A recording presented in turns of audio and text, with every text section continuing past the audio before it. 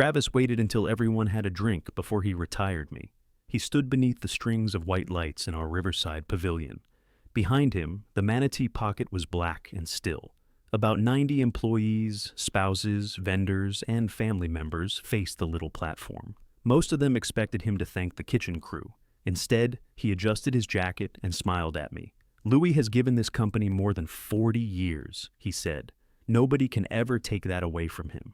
That sentence put my hand flat against the table. Kelly was sitting 3 seats away beside Travis's empty chair. She looked down at the folded program in her lap. Shirley Brown stood near the office doors, holding the corporate minute book against her chest. Travis continued, "As of the new year, I'll assume the role of Chief Executive Officer. Louis will move into an honorary chairman position, a well-earned retirement effective January 1st. A few people clapped because they thought they were supposed to.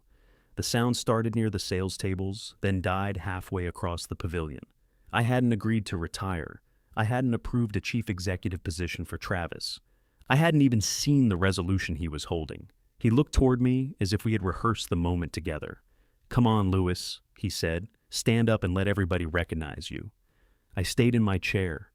That was when the room understood something was wrong. My name is Louis Wheeler, and I'm 71 years old. What city are you listening from tonight? I built Wheeler Marine Fabrication with my wife, Paulette. We started in 1985 with a rented welding bay, one used truck, and more confidence than money. By the night Travis tried to retire me, we employed almost 90 people on Dyer Point Road in Stuart, Florida. We built boat lifts, dock frames, brackets, hinges, and custom hardware. Nothing glamorous. If somebody's lift carried a 30-foot center console through a summer storm, we had done our job. Most customers never saw our name after installation. I always liked that. Paulette used to say reliable work didn't need applause. She had been gone 4 years by then. The party was her tradition. Everybody called it Paulette's Bash, even after she died. She'd started it when we still worked out of the first rented bay. Back then, it was fried chicken on folding tables and a cooler full of canned beer. Later, when the company grew, she added lights, music, and proper food. She found an old brass ship's bell at an estate sale. Every December, she rang it to open the party. After she died, I kept the bell mounted beside the pavilion entrance. I also kept her blue gardening gloves in our garage. They hung from the same nail where she had left them. I never used them. I just tapped them with 2 fingers whenever I left for work. That morning had been no different. By 7:15, I was already at the yard. The river air smelled like salt, diesel, and wet rope. A forklift beeped near the loading shed. Someone in fabrication had an old country station playing too loud. Everything seemed ordinary. Then my son-in-law stood beneath Paulette's bell and told everyone I no longer ran my own company. He wasn't nervous. That was what I remember most. He believed the evening belonged to him. He held up several proxy cards. "I know this is emotional," he said, "but we've handled it properly. We have the votes." Kelly finally looked at me. Her face had lost its color. "Dad," she said quietly, "I thought you knew." I looked at her, then at Travis. He gave me the small, patient smile people use with someone confused. That smile hadn't started at the party. It had started almost a year earlier. To explain that, I need to go back to January. The first workday after New Year's was cool for Stuart. It was about 50 degrees when I pulled into the yard. Half the crew wore sweatshirts over their work shirts. By lunchtime, they'd all be carrying them. I parked beside the main office and sat for a moment. Paulette's reading glasses were still in the truck console. They had been there since her last hospital stay. I didn't need them there. I simply hadn't moved them. Shirley was opening the blinds when I entered. "You're early," she said. "I own the place. You've owned it for 41 years. You're still early." Shirley was 66 and had worked with us since 1991. She knew where every contract lived, which suppliers needed chasing, and who lied about losing a receipt. She handed me coffee in Paulette's old yellow mug. "I hid that from Travis," she said. "He has his own mug. He wants matching company mugs. That sounds dangerous?" She laughed and returned to her desk. My office was at the back of the building. It wasn't fancy. I had a metal desk Paulette bought, used in 1987. There was a scar across one corner from a vise I once mounted there. A glossy brochure lay in the middle of my blotter. The cover showed a silver-haired man walking on a beach. His pants were rolled above his ankles. His shoes dangled from one hand. The title read, Your next chapter. Planning a graceful business transition.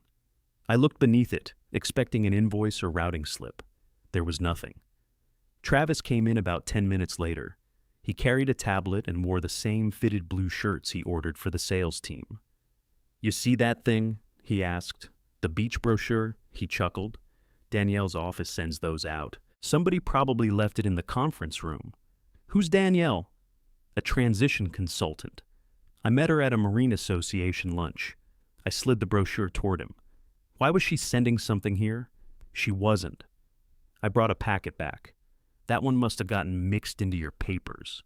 He picked it up and folded it loosely. "Don't worry, Louis. Nobody's putting you on a beach. I don't like sand."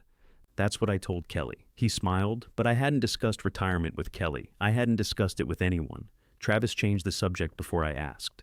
"We need 10 minutes on the Harborside order." He sat across from me and showed me a revised delivery schedule. 2 dock frames had been delayed because a supplier missed a shipment. It was a normal problem, and Travis handled it well. That was the difficult part about him. He wasn't useless. When Kelly married him in 2014, Travis was 27. He had sold commercial irrigation equipment and wanted something steadier. I brought him into Wheeler as a sales representative. Paulette liked him then. "He listens before he talks," she told me after his interview.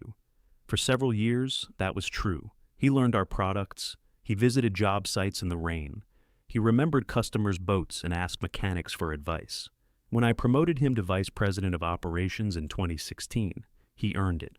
That promotion came with an 11% stock grant. It also came with family paperwork and restrictions. I had set those rules during our ownership restructuring in 2013, before Travis held any shares. I remembered the general purpose: keep company stock inside the family, prevent a divorce, death, or argument from breaking control apart. Adam Carlson, our outside attorney, had drafted the formal language. I had signed it. Kelly and Rachel Parker had signed it. When Travis received his shares 3 years later, he signed as a condition of the grant. That was all I consciously remembered in January. The agreement was more than a decade old. I hadn't reread it since Adam first explained it. I had no reason to believe it would matter. Travis finished reviewing the Harborside delay. "I'll call them myself," he said. "They like hearing from the president. You're president and chief operating officer. I know my title. You said the president. Short version." He stood and tucked the tablet under his arm. "Kelly wants dinner Friday, 7 at our place." "What's the occasion?"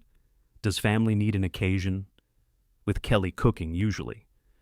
He laughed again. This time, it sounded natural. Before leaving, he dropped the brochure into my trash. I forgot about it by noon. That Friday, I drove to Kelly and Travis's house near Palm City. Kelly opened the door while talking on her phone. She kissed my cheek, pointed toward the kitchen, and finished discussing a marina contract. She was 42 and had Paulette's habit of pacing during phone calls.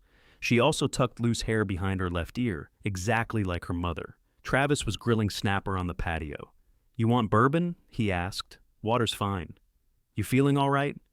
I drove here without assistance. He raised both hands. "Just asking." Kelly ended her call and stepped outside. "Dad, he's asking because you look tired. I'm 71. Sometimes my face looks 71. She gave me a strained little smile. Dinner was pleasant for the first 20 minutes. We discussed a customer in Jupiter who kept changing his lift specifications. Kelly complained about the new client database. Travis talked about expanding installation partnerships along the Gulf Coast. Then Kelly set down her fork. "Have you thought about reducing your schedule?" I looked from her to Travis. "Is this why I'm here?" "No," she said quickly. "We wanted dinner. Then why are we talking about my schedule?" She rubbed her thumb along the edge of her napkin. "You're at the yard 6 days a week, usually 5.5. "That's not better." Travis leaned back. "Nobody's asking you to leave, Louis. I didn't say anybody was. We're talking about quality of life." "Whose?" Kelly sighed. "Dad, please don't do that." "Do what?" "Turn every concern into a cross-examination." That stung because it sounded rehearsed. Kelly didn't normally speak that way. Paulette had always been the one who could tell when our daughter was borrowing someone else's words. I ate another bite of fish and waited. Travis filled the silence. "We need a real succession plan. Every healthy company has one. We have one. We have documents written years ago. That's not an operating plan. What do you want? A timeline, defined authority, a transition process. You already run daily operations until you reverse something. Give me an example. His jaw moved once before he answered. The Port St. Lucie supplier change. The new brackets failed load testing. They would have saved us 8%. They failed? That's not the point. That's exactly the point. Kelly pushed her chair away from the table. This is why we can't talk about anything. I looked at her. Who is we? She didn't answer. Travis folded his napkin beside his plate. Danielle Cervantes helps family companies avoid this kind of conflict. The woman with the beach brochures. He smiled, but Kelly looked confused. What brochures? She asked. Nothing, Travis said. A packet from a lunch. I noticed that. He had told me he'd mentioned the brochure to Kelly. Now she clearly knew nothing about it. At first, I thought he was avoiding embarrassment. Maybe he didn't want Kelly knowing he'd left retirement material on my desk. I didn't accuse him of anything. I finished dinner, thanked Kelly, and carried my plate to the sink. She followed me into the kitchen. Dad, I'm not trying to replace you. I rinsed the plate. I didn't say you were. I know what you think. What do I think? That Travis wants your chair. I turned off the water. Does he? She looked toward the patio before answering. He wants room to lead. He has room. Not if everyone waits for you to approve everything. Owners approve certain things. That's how ownership works. Her mouth tightened. For a moment, I could hear Paulette telling both of us to stop circling. She hated conversations where everyone protected their pride and nobody answered plainly. Kelly lowered her voice. You brought him in, Dad. I know. You promoted him. I know that too. Then trust him. I dried my hands on a dish towel. Trust isn't the same as going home. She looked down at the counter. I miss Mom. The argument left the room. I do too, I said. She nodded, still looking down. After Paulette died, Kelly and I had developed a bad habit. Whenever we came close to saying something difficult, one of us mentioned her, not to manipulate the other. We just didn't know how to stand in the empty space she left. I kissed Kelly's forehead before leaving. Travis walked me to the driveway. She worries about you, he said. I worry about her. That's not the same. No, it's exactly the same. He slipped his hands into his pockets. Just meet Danielle, one conversation. I'll think about it. You always say that when you mean no. Then you understand me. On Monday, another brochure appeared in my office. This one was called Preserving Your Legacy Without Holding Back the Next Generation. It rested on top of my production reports. I carried it to Shirley's desk. Did you put this in my office? She looked at the cover and frowned. No. Did someone use my desk Friday? Not that I know of. Who was here after I left? She checked the sign-out sheet. Travis stayed until 6. His assistant came back around 5:30. Travis's assistant was a woman named Megan Cole. She handled his calendar, travel, and sales reports. She had no reason to enter my office. Did Megan need something from my files? I asked, not through me. I turned the brochure over. Danielle Cervantes' business card was clipped to the back. A handwritten note crossed the card. Louis, I'd love to help make this easier for everyone. No last name, no explanation. Just easier for everyone. Shirley read it over my shoulder. Do you want me to ask Travis? No. Why not? Because he'll say it was left by mistake. Shirley watched me for a second. Was the first one left by mistake? That's what he said. She took off her glasses and cleaned them. You want this logged? That was how Shirley thought. If a printer jammed twice, she started a log. No, I said. Not yet. I returned to my office and placed the brochure in the bottom drawer. I didn't throw this one away. Later that morning, Kelly stopped by with revised pricing sheets. She seemed cheerful and didn't mention dinner. As she turned to leave, I asked, Did you give Danielle Cervantes my office address? Kelly stopped. No, why? She sent me something. What? Succession material. Her expression changed, but only briefly. Travis probably asked her to. He said the first brochure was accidental. The first one? I opened the drawer and showed her the second. Kelly read the note. I'll talk to him. Don't. Dad. I asked you a question. You answered it. She placed the brochure on my desk. He's under pressure. From what? Everything. Labor costs, materials, customers calling you after he gives them an answer. If his answer is right, I support it. And if he would have done it differently, that depends. She shook her head. There's always a depends with you. There should be. She walked out without taking the pricing sheets. I sat alone for several minutes. Through the window, I could see Travis crossing the yard. He stopped beside a flatbed trailer and spoke with our shop foreman. He pointed at a stack of galvanized beams, listened, then wrote something on his tablet. He looked like a man doing his job. Maybe that was all he was doing. I wanted that to be true. Losing Paulette had changed the balance between us. She had been co-founder, bookkeeper, peacekeeper, and the person who noticed trouble before it introduced itself. After she died, Travis took on more decisions because someone had to. I let him. There were days I was grateful for it.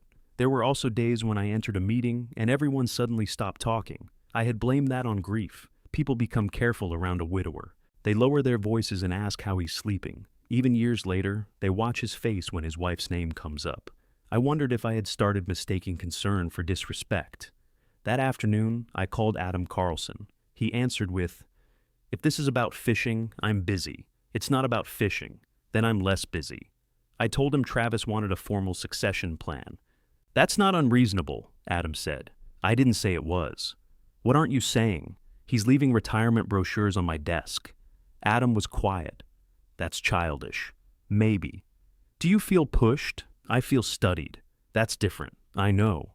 He asked whether I wanted him to review our current succession documents. I looked at the locked cabinet where we kept ordinary corporate copies. The original family documents were stored at Seacoast Bank. "Not yet," I said. "I'm probably making too much of it. Paulette used to call me when you said that." "What did she tell you?" "That you were never making too much of it. You just disliked admitting something bothered you." I looked toward the empty chair beside my desk. Paulette had used it when we reviewed payroll. "Did you have to remember that?" "I remember most things that annoy you." We agreed to have lunch the following week. Before leaving work, I opened the bottom drawer again. Danielle's brochure was still there. I placed her business card in an envelope and wrote the date on it. I didn't have a plan. I wasn't preparing revenge. I simply wanted to remember when the pressure started. The next morning, I found out someone had changed where my mail went. It was a plain white envelope from our insurance broker. Shirley found it on Megan's desk while looking for a freight claim. My name was printed beneath the company address. The envelope had already been opened. Shirley carried it into my office using both hands. "Were you waiting for this?" she asked. I read the renewal date through the plastic window. I was waiting for the broker's proposal. "That's what this is? Why does Megan have it?" She says executive mail goes through her now. "Since when?" "Apparently since last month." I looked at the slit across the top. It was clean, probably done with the silver letter opener on Megan's desk. "Did you open it?" I asked. Shirley gave me a look. "Louis, I've worked here 35 years. I know how envelopes work. I'm asking because somebody did." "I know." The proposal concerned liability coverage and property limits. It wasn't personal. It also wasn't addressed to Travis or Megan. I took it down the hall. Megan sat outside Travis's office with a headset around her neck. She was sorting invoices into blue folders. "Morning, Mr. Wheeler. Why was my mail on your desk?" She glanced at the envelope. "Travis asked me to centralize executive correspondence." "Did he tell you to open things addressed to me?" "Anything company related." "What does that mean?" "Insurance, banking, contracts, vendor documents." "Banking?" Her hands stopped moving. "Company banking, not your personal banking. Why would my personal banking come here?" "I didn't mean it that way." Travis's office door opened. "What's going on?" he asked. I held up the envelope. "You changed the mail routing." He leaned against the doorframe. I streamlined it. "You opened my mail. Megan opened company mail, with my name on it. We've missed deadlines because documents sit in different offices." "Which deadlines?" He looked at Megan. She answered, "The Coastal Fasteners credit packet was late. That was sent to purchasing. And the county resale certificate," Travis added. "That went to accounting." He stepped into the hallway. "This is exactly the problem. Everything gets scattered. Megan scans it, routes it, and keeps a record." "Who approved that?" "I did." "You approved access to my correspondence?" "Company correspondence." I set the envelope on Megan's desk. "Anything addressed to me comes to me unopened." Travis breathed out through his nose. "Fine. Anything from our bank comes to Shirley or me. You're turning a basic procedure into a territorial fight. I'm stating where my mail goes." He lowered his voice. "Do you want to have this conversation in front of staff?" "You started it in front of staff." Megan looked at her folders. Travis picked up the envelope and handed it to me. I was trying to solve a problem. "Then you should have told me." You don't like changes. I like knowing about them. I went back to my office. My coffee had gone cold. For 10 minutes, I read the insurance proposal without understanding a page. Then I returned to the first sheet and started again. The limits had been increased on 2 buildings. The premium looked reasonable. Nothing in the envelope explained why Travis had wanted it first. That bothered me more than finding something obvious would have. At 11, I walked through the fabrication building. I usually did that before lunch. The crew was assembling a lift cradle for a marina in Hobe Sound. Our shop foreman, Carl Jensen, waved me over. "You approved the new overtime rule?" he asked. "What new rule?" He wiped metal dust from his safety glasses. "Operations has to approve anything over 4 hours. Operations always approves overtime. Used to be you or Travis." "Who told you it changed?" "Megan sent it Friday. I asked him to forward me the email. He did it from his phone while I stood there. The message said all scheduling exceptions, supplier changes, and overtime requests now required approval from the president's office. It didn't mention me. The wording was careful. Travis was president, I was chairman. Someone reading quickly might assume the change was ordinary. I thanked Carl and kept walking. At lunch, I sat in my truck with the air conditioning running. The day had warmed into the upper 70s. Across the yard, 2 installers strapped a steel frame onto a trailer. I called our insurance broker. "Ed, did you send the renewal proposal directly to me?" "I sent it to the company. Attention, Louis Wheeler. Did anyone request a different contact?" He paused. "Travis asked us to copy Megan going forward." "When?" "Early December, I think." "Did he say why?" "He said you were stepping back from administration." I watched one of the installers tighten a ratchet strap. "Did I tell you that?" "No." "Did Kelly?" "No." "I assumed the 3 of you had discussed it." We hadn't. Ed became careful after that. "I can change the distribution list. Send everything to Shirley and me. Copy Travis when it concerns operations." "Of course. Don't mention this call." Another pause. "All right." I didn't enjoy asking that. Ed had known us for years. Paulette sent his office a pie every December because he once stayed late to fix a coverage mistake. Still, I needed to know what happened when Travis believed nobody questioned him. I called our bank next. The branch manager confirmed a request had been made to copy monthly company statements to Megan. The request came through an administrative access form with Travis's electronic signature. "Can he do that?" I asked. "As an authorized officer, he can add an internal recipient. Can he remove me?" "No. Your access level is controlling. Has anyone tried?" "I'm not seeing a removal request." That was useful, but it didn't settle me. "Has anyone asked about changing signing authority?" The manager checked. There was a general inquiry in November. From whom? It doesn't show a completed request. Let me open the contact note. I waited while she typed. It came from Mr. Powers. He asked what documentation would be needed if the chairman became unavailable. Unavailable how? The note doesn't specify. I thanked her and asked for copies of every access change from the previous 6 months. She said they would be ready the next afternoon. After the call, I sat without moving. A forklift passed in front of my truck. The driver lifted 2 fingers from the steering wheel. I returned the gesture automatically. Until then, I had been treating each thing separately. The brochures were clumsy. Dinner was family concern. The mail change was administrative enthusiasm.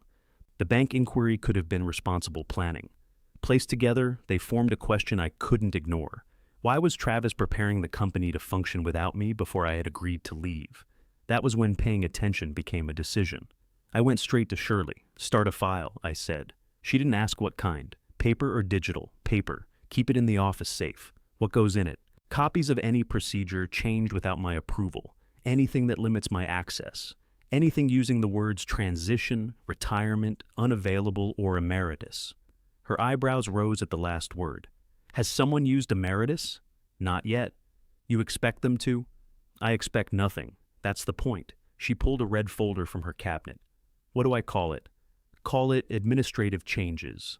"That's dull. I want dull." She wrote the label. "Who knows about it? You and me? What about Adam?" "Not yet." She opened a drawer and removed the office sign-out ledger.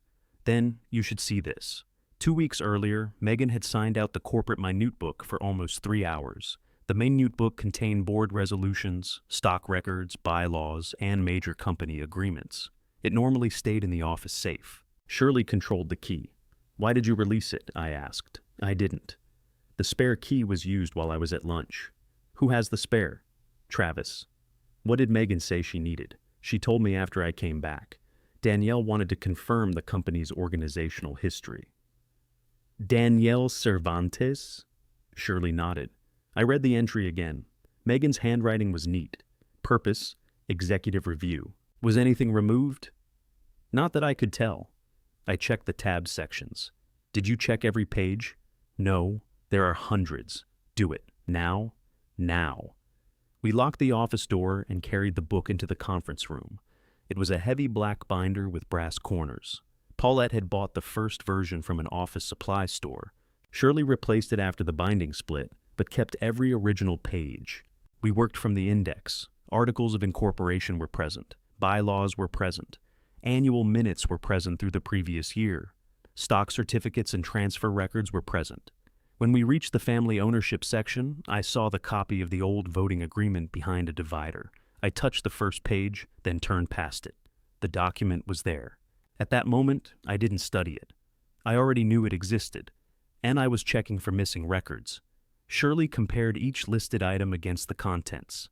Nothing's gone, she said. Can pages be copied without leaving a mark? Of course. So Danielle may have seen everything, or Megan, or Travis. Shirley closed the binder. You still think Adam shouldn't know? I considered it. Tell him the minute book was accessed. Nothing else. You want me to call? No. Put it in the file. I'll speak to him when I have facts. She returned the book to the safe and changed the combination. That afternoon, I reviewed the company's shared calendar. A meeting appeared on Travis's schedule for the following Thursday. Cervantes Transition Assessment, Phase 1. The invited attendees were Travis, Kelly, Megan, and department managers. My name wasn't there. I printed the calendar entry and took it to Travis. He was on a call. I waited in the doorway until he finished. What's Phase 1? I asked. He looked at the page. That's an internal efficiency review, conducted by a transition consultant. Danielle works on operations too. Why wasn't I invited? Because it's interviews with department heads. I'm not a department head. You're chairman. Yesterday, you said I interfered in daily operations. Today, I'm too far above them. He rubbed his forehead. I was going to brief you afterward. Invite me. It'll change how people answer. Why? Because you founded the company. People perform when you're in the room. What are you asking them? Basic questions. Reporting lines, decision delays, duplicated work. Questions about me, questions about process. That wasn't my question. He pushed his chair back. This is why outside help matters. You take every operational discussion personally. Does Danielle know I haven't approved a transition? There is no transition. Then why is it called a transition assessment? That's her standard language. I placed the printed calendar entry on his desk. I'll attend. Louis, send me the invitation. He stared at me long enough to make the silence impolite. Then he clicked his mouse. My phone buzzed with the calendar notice. There, he said. You're invited. Thank you. As I turned, he said, You're making this harder than it needs to be. I looked back. What is this? He didn't answer. The following afternoon, I went to Seacoast Bank and collected the access records. They showed no attempt to remove my authority. They did show Megan receiving statement access, copied tax notices, and electronic alerts. Travis had authorized each change. I canceled her access. Then I asked the manager to place a verbal password on any future request involving my authority or company ownership. The password was the name of the first workboat Paulette and I had owned. Nobody else knew it. We had sold that boat before Kelly joined the company. When I returned to the yard, Megan was standing outside my office. Did you remove my bank access? She asked. Yes. I need statements for Travis's weekly cash report. Shirley will provide what he needs. He's going to be upset. He can come see me. She shifted her weight. I was only doing what he asked. I know. I didn't request any of it. I know that too. Her shoulders relaxed slightly. Then, am I in trouble? No. She glanced toward Travis's closed door. I don't want to be caught between you. You shouldn't be. What should I tell him? The truth. That you removed me? That the chairman controls bank access. She nodded and left. Travis arrived 5 minutes later. He closed my office door behind him. You embarrassed Megan. I answered her question. You undercut a process I put in place. You put it in place without telling me. I don't ask permission for every administrative decision. You do when it involves my mail and bank records. He paced once across the rug. This suspicious behavior isn't healthy. The word caught my attention. Suspicious? You're checking routine access logs. You're interrogating employees. You're acting like people are stealing from you. I asked why my mail was opened. You canceled access we need. You'll still receive every operating statement, through Shirley. Yes. So, now I have to ask your gatekeeper. I leaned back in my chair. Shirley has managed our records since before you finished school. That doesn't make her untouchable. Nobody said she was. You don't have to say it. He went to the window. Outside, the afternoon crew was loading pallets. You know what Danielle told me? He asked. You've already met with her? A few preliminary conversations. How many? 2, maybe 3. Here or somewhere else? He turned around. This is what I mean. You're keeping count. I asked a question. 3, 1 lunch, 2 calls. What did she tell you? That founders often interpret normal delegation as a loss of identity. I almost laughed, but he was serious. Did she diagnose that over lunch? It's not a diagnosis. Then don't use it like one. He lowered his voice. Kelly sees it too. That was deliberate. He wanted her name in the room between us. What does Kelly see? How hard this has been since Paulette died. My hand moved toward the yellow coffee mug, then stopped. You don't use my wife to win an office argument. I'm not trying to win. Then leave her out of it. He looked away first. All right. He opened the door. Thursday at 10, he said. Try to listen before deciding Danielle's your enemy.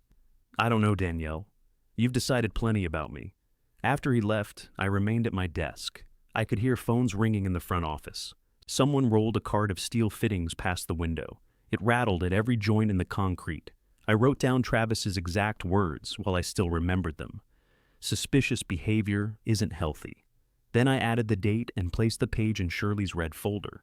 Thursday morning, Danielle arrived 12 minutes early. She wore a pale gray suit and carried a leather portfolio. Her smile was warm without being friendly. She shook my hand with both of hers. Louis, I'm so glad you chose to participate. It's my company. Her smile held. Of course it is. Travis stood behind her. Kelly was beside him, holding a notebook. She avoided my eyes.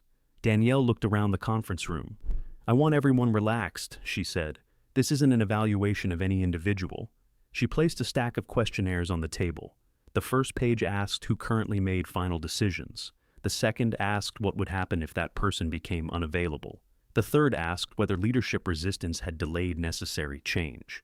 I read all 3 pages before sitting down. Then I took out my own notebook. Danielle noticed. Planning to take notes? She asked. Yes. Wonderful. Transparency helps everyone. I clicked my pen. Then we agree on something. Danielle seated herself at the head of the table. That was usually my chair. I took the one beside Shirley instead. The department managers entered in 2s and 3s. Carl came from the shop with a dark streak on his sleeve. Our purchasing manager brought a folder of late supplier notices. Nobody seemed sure whether this was a meeting or an interview. Danielle waited until the door closed. Let's begin with a simple exercise, she said. Write down the name of the person you go to for a final decision. Pens moved across paper. I watched Travis. He didn't write anything. Danielle collected the pages herself. She arranged them in a stack without reading them aloud. Now, write the name of the person you believe should make that decision. Carl looked at me. Are these anonymous? He asked. Completely, Danielle said. Every questionnaire had the employee's department printed at the top. Some departments only had one manager. Carl noticed that too. This says fabrication, he said. It helps me understand workflow. Then it ain't exactly anonymous. Travis shifted in his chair. Just answer honestly, Carl. I always do. Danielle smiled at him. That directness is valuable. Carl put down his pen. You want my answer? Depends on the decision. Travis handles schedules. Louis handles anything that can sink us. A few people laughed. Danielle didn't. What would you define as something that can sink the company? Bad steel, bad numbers, bad promises. And do you believe no one else can manage those risks? Carl leaned back. I didn't say that. You said Louis handles them. Because he does. Travis tapped one finger against the table. We're getting away from the exercise. No, Danielle said. This is useful. She made a note. For the next hour, she asked about approval delays. Whenever someone described a problem involving me, she requested dates and examples. Whenever someone described Travis changing a decision, she called it flexibility. Our purchasing manager mentioned the failed bracket order. Danielle turned to me. Why did you stop that supplier change? The samples failed load testing. Was the failure documented? Yes. Did you personally conduct the test? No. Our quality manager did. Then why did the decision require you? It didn't. The result required anyone responsible to stop the order. She wrote something. Did you consult Travis first? He had already approved the purchase, so you reversed him. I stopped a failed product from reaching customers. Without discussing it. I discussed it after I saw the test. Travis spread his hands. This is the pattern I mentioned. The room became quiet. I looked at him. What pattern? Correcting people publicly. We're in a management meeting. That doesn't answer the question. Carl cleared his throat. Those brackets cracked at half the rated load. Danielle raised a palm toward him. I'm not assessing the technical decision. I'm assessing the process.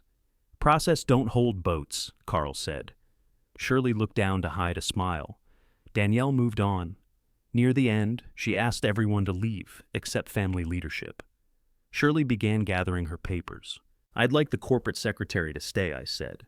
Danielle looked at Travis. He answered before she did. This part is personal. Then Kelly and I can discuss it at home. Kelly finally spoke. Dad, please. Shirley doesn't need to hear everything.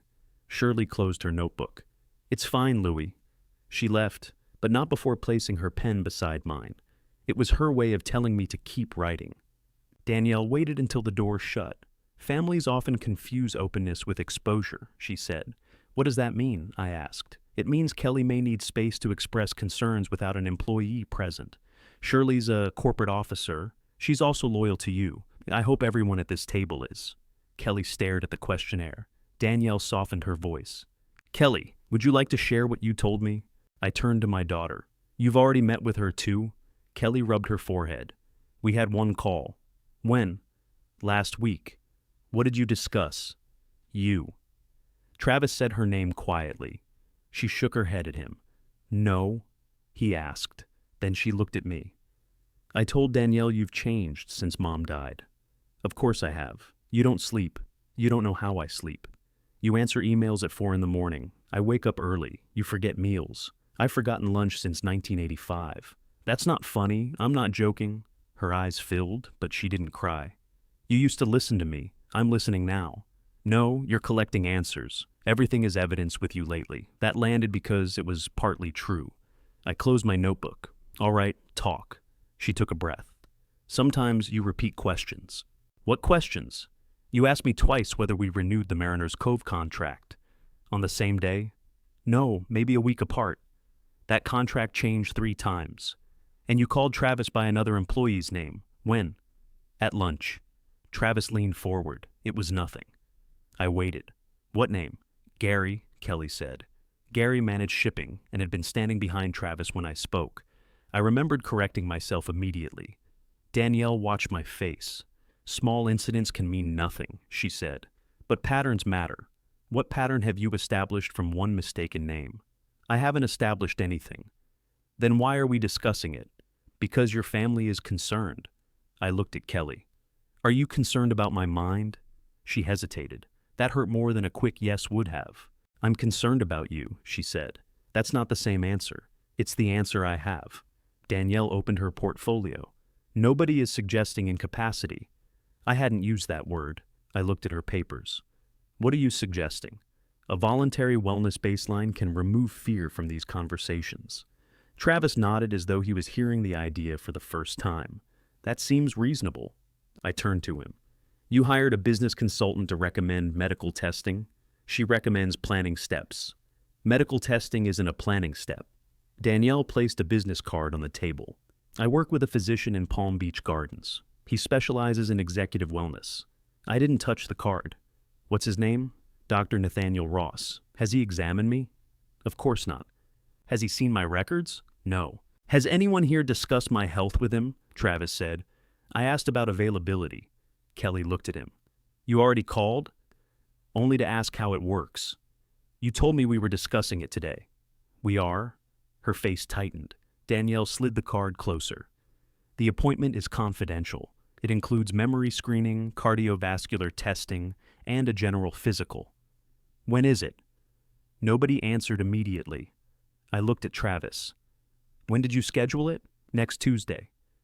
Kelly turned in her chair. You scheduled it? We can cancel. You said you called about availability. That's what scheduling means. No, it isn't.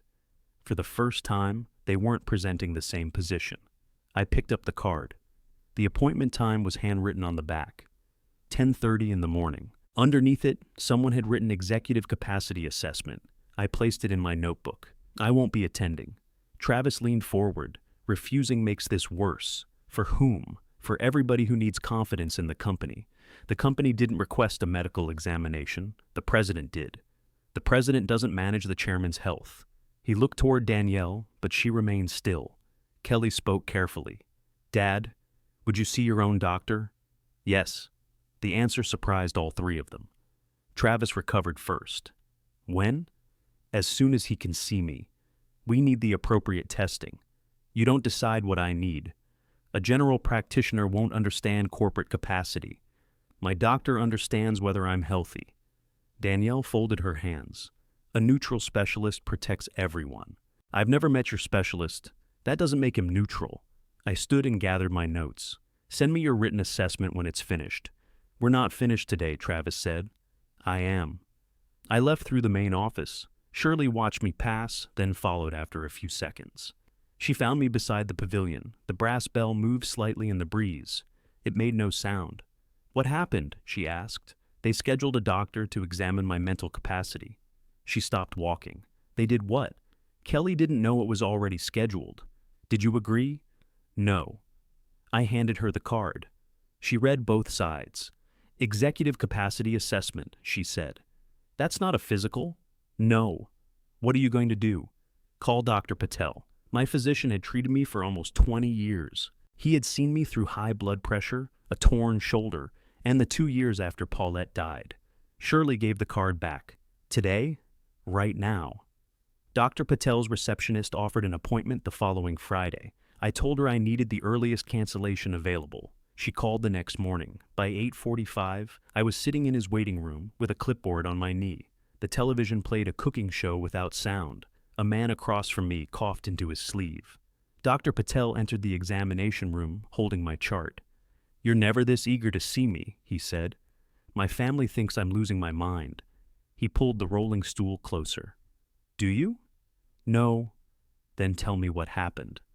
I told him about the repeated question, the wrong name, and the appointment Travis arranged. I didn't mention the brochures or mail. I wanted his medical judgment, not sympathy. He listened without interrupting. Any trouble driving? He asked. No. Paying bills? No. Getting lost? No. Missing appointments? No. Changes in balance? No. He asked about sleep. 5 hours most nights, sometimes 6. Since Paulette died? About that. He nodded. Then he gave me a standard cognitive screening. He asked me to repeat words, draw a clock, identify the date, follow instructions, and perform simple calculations. I hated every second of it. Not because it was difficult, it wasn't. I hated knowing Travis had placed me in that chair. Dr. Patel checked my heart, blood pressure, reflexes, vision, and medication list. He ordered routine blood work to rule out anything physical. When he finished, he sat beside the examination table. Your screening is normal, he said. I see no evidence of cognitive impairment. Put that in writing. I'll document the visit. I need a letter. His expression changed. What kind of letter? One stating, I'm capable of managing my medical, financial, and business affairs. That language usually comes from an attorney. Can you state it truthfully? Yes. Then state it. He tapped my chart against his knee. Louis, is somebody trying to remove you from the company? I don't know. That answer worries me more than your memory. It worries me too. He agreed to prepare the letter after the blood results returned. I also signed a restriction preventing anyone except me from receiving records or discussing appointments. Before leaving, I asked one more question. Has Dr. Ross contacted your office? The nurse checked the chart and message system. No, that meant Travis had tried to build a medical record without consulting the physician who actually knew me. The following Tuesday, I was at my desk at 10:30. I wanted everyone to see exactly where I was. Travis came in at 10:40. You missed the appointment. I declined it. You told Kelly you'd see your own doctor.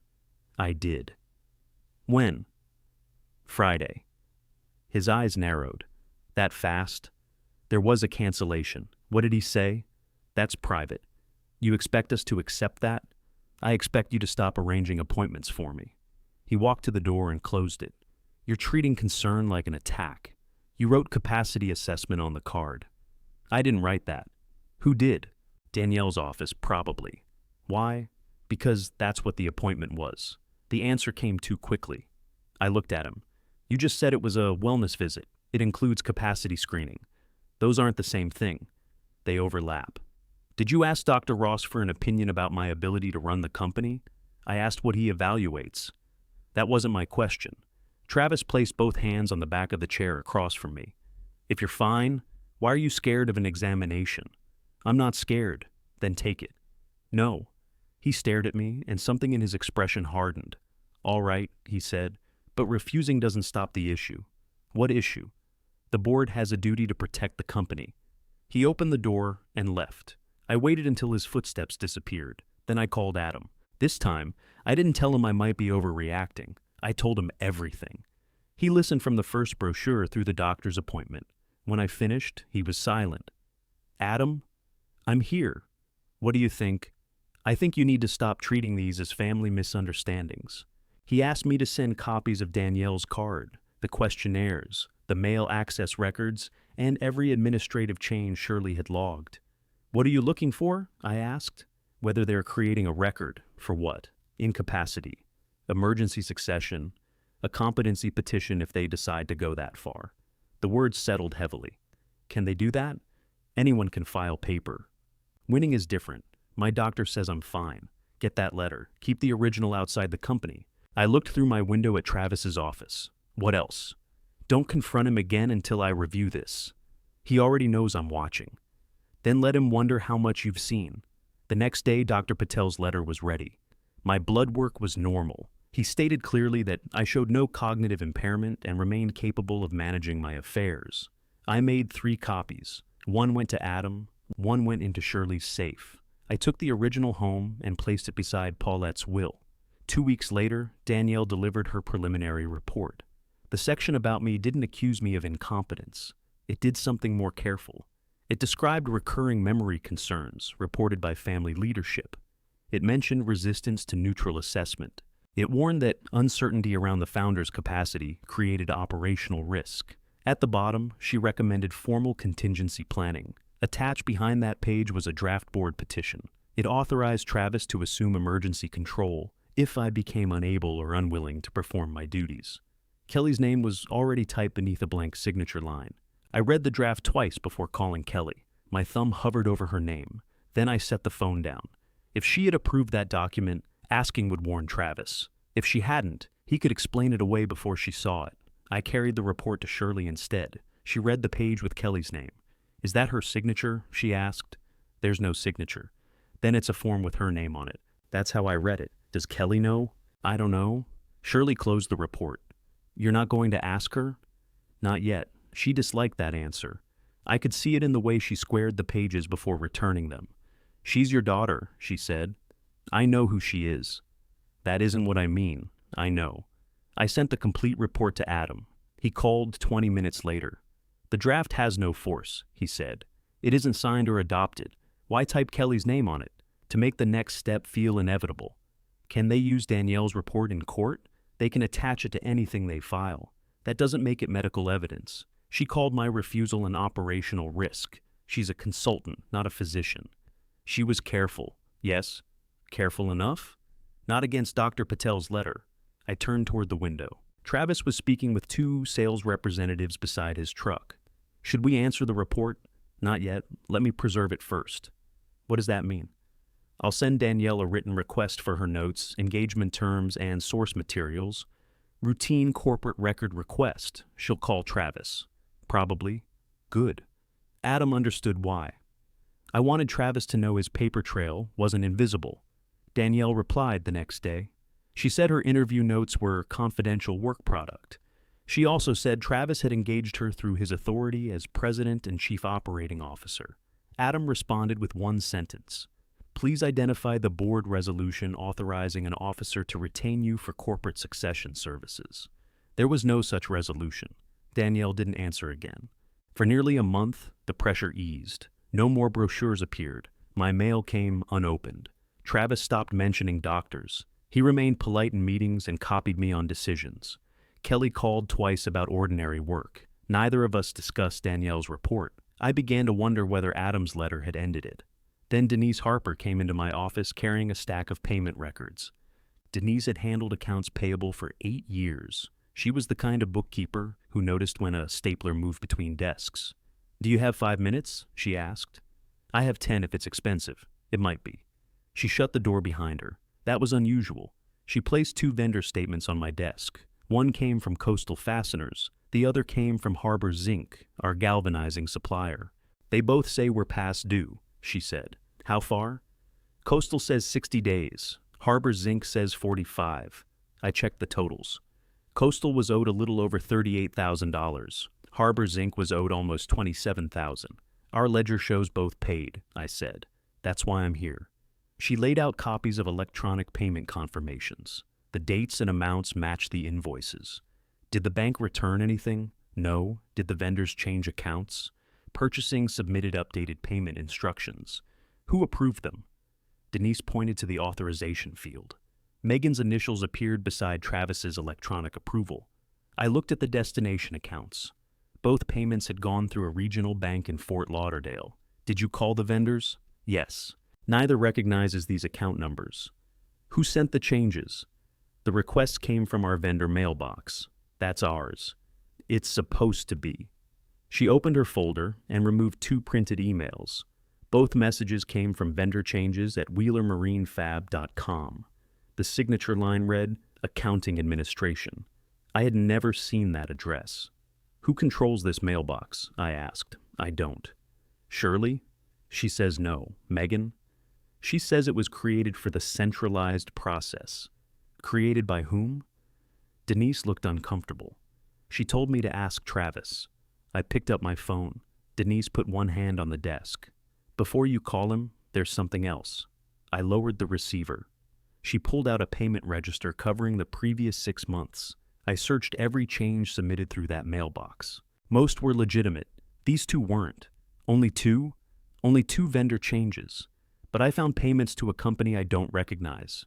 She circled a name in yellow. Southport Marine Services, LLC. There were 4 payments. Each was below $50,000. The descriptions listed field installation, contract labor, and project coordination. Who is Southport? I asked. I thought you might know.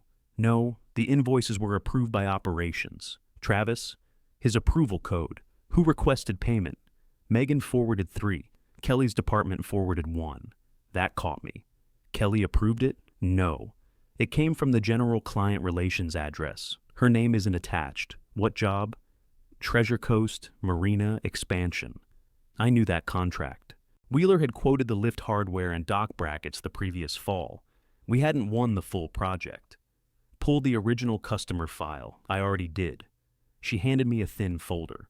Our quote showed $286,000. A note on the front said customer deferred project. Who entered that note? The sales database lists Travis. I turned to the payment register again. How much did we pay Southport? $143,000 across 4 jobs. For work they performed? I can't find subcontracts, insurance certificates, or vendor setup documents. Did we receive their invoices? That's the strange part. She showed me 4 invoices printed on plain white paper. The logo was blue lettering over an outline of a boat. The address was a mailbox store in Fort Lauderdale. Each invoice used broad language: project services, installation coordination, customer acquisition support, no labor hours, no material list, no job site contact. Why did you approve these? I asked. Her face reddened. I didn't. Travis marked them executive priority. Megan entered them while I was out after my surgery. She spoke quickly after that. I should have checked when I returned. I saw his approval and assumed they were sales commissions. I'm not blaming you, I'm blaming me. Don't. Not yet. I separated the Southport papers from the vendor statements. Who knows you found this? Shirley. Does Megan? She knows I asked about the mailbox. She doesn't know about Southport. Keep it that way. Denise nodded. What do I tell Coastal and Harbor Zinc? Tell them we discovered an internal routing error. Pay both today from the operating account. That's over $60,000 twice. I know. We had already lost the original payments. Now we had to pay the real invoices. Do you want me to reverse the first transfers? She asked. Ask the bank to trace them. Don't describe this as fraud yet. What should I call it? A disputed payment destination. She wrote that down.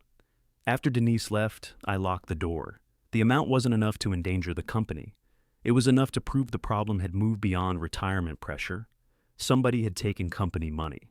I called Adam from my personal phone. He arrived that afternoon wearing a fishing shirt and carrying his legal pad under one arm. Anyone watching would have thought he stopped by for lunch. Shirley led us into the small records room behind her office. Denise joined us with the original payment files. Adam examined the approvals. Could Travis claim the vendor changes were a mistake? I asked. For one payment, maybe. There are two. He can still claim mistake. That doesn't explain Southport. Denise showed him the invoices. Adam compared the company address against his phone. Southport is an active Florida limited liability company. Who owns it? I asked. The public filing lists a registered agent service. Ownership isn't shown. When was it formed? He scrolled. April of 2023, the year after Paulette died. I noticed that immediately, though it didn't tell me why. Can you subpoena the owner? Denise asked. Not without litigation. I don't want litigation yet, I said. Adam nodded. We can trace the money without filing anything. Use an accountant. We have an accountant. You need Courtney. Courtney McLaughlin handled our annual tax work and outside financial reviews. She was direct, discreet, and unimpressed by titles. Adam called her from the records room. We need you at Wheeler tomorrow, he said, quietly. Her answer was loud enough for me to hear. If Louis is there before 8, I can be there at 7. I'm always here before 8, I said. Then bring coffee. She arrived at 7 the next morning with 2 laptop bags and no patience for conversation. We met in the pavilion because Travis rarely came outside before 8:30. Shirley locked the gate leading from the parking lot. Denise brought electronic records on an encrypted drive. Courtney read the 2 diverted payment files first. Who verified these bank changes by phone? She asked. Denise looked at the forms. Nobody. The new procedure didn't require it. Whose procedure? Travis approved it. Courtney made a note.